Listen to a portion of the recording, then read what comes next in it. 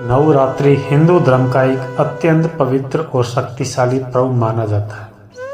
यह त्योहार माता दुर्गा के 9 रूपों की पूजा को समर्पित होता है। नवरात्रि के पहले दिन भक्त पूरी श्रद्धा और भक्ति के साथ घट स्थापना करके माता की पूजा की शुरुआत करते हैं। माना जाता है कि सही विधि से की गई पूजा से घर में सुख, समृद्धि, शांति और सकारात्मक ऊर्जा का प्रवेश होता है।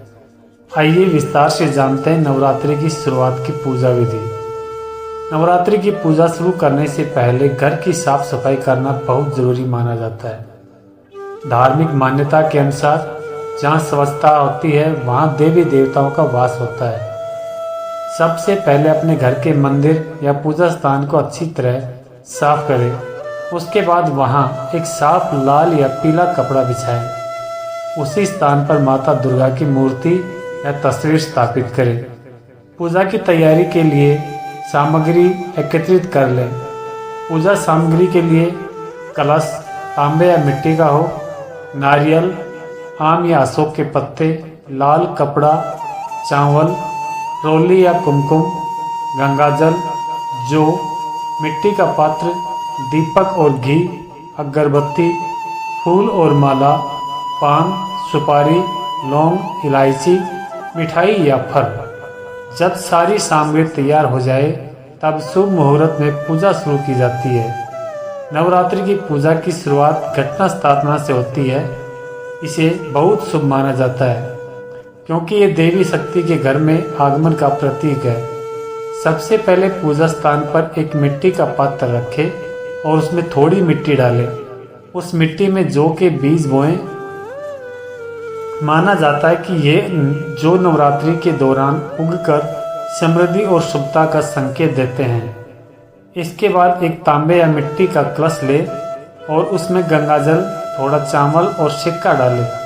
अब कलश के ऊपर आम के पत्ते रखें और उसके ऊपर नारियल रखें।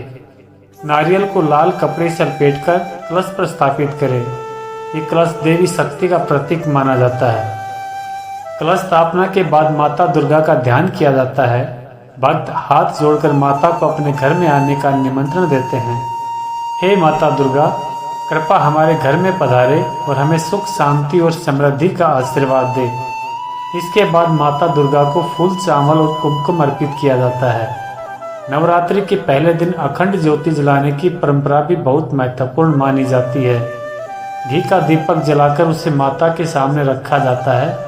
यह दीपक पूरे 9 दिनों तक जलता रहता है। इसे अखंड ज्योति कहा जाता है। अखंड ज्योति का अर्थ होता है अज्ञान के अंधकार को दूर करके ज्ञान और प्रकाश लाना। अब माता दुर्गा की विधि विधान से पूजा की जाती है। सबसे पहले माता को फूल, चावल और कुमकुम अर्पित करें। इसके बाद माता को फल और मिठाई का भोग लगाएं।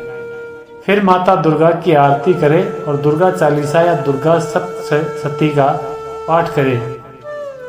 पूजा के समय भक्त पूरे मन से माता का ध्यान करते हैं और उनसे अपनी मनोकामनाएं पूरी करने की प्रार्थना करते हैं।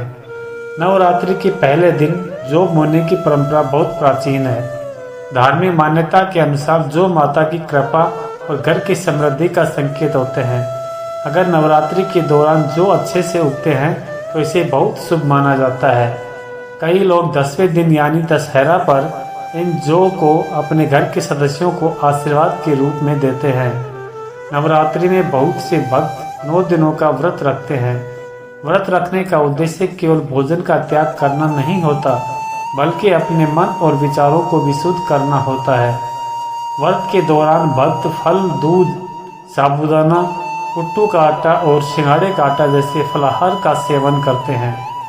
इस दौरान सात्विक जीवन जीना, क्रोध और नकारात्मक विचारों से दूर रहना भी बहुत जरूरी माना जाता है। नवरात्रि के अंतिम दिनों में कन्या पूजन का विशेष महत्व होता है।